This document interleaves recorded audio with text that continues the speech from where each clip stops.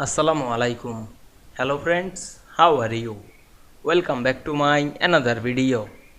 In this video, I am going to show you how to create duplicate slide in Microsoft PowerPoint 2016. Let's get started. At first, you have to open a PowerPoint presentation. Now we want to create duplicate slide. Firstly, select a slide. Now we want to make the slide duplicate. Click right button on our mouse and we can see here the duplicate slide option. Now I am select this and we can see we made the slide duplicate. You can duplicate slide, multiple slide. Firstly select the multiple slide, press shift on our keyboard, then click right button on our mouse and select the duplicate slide option.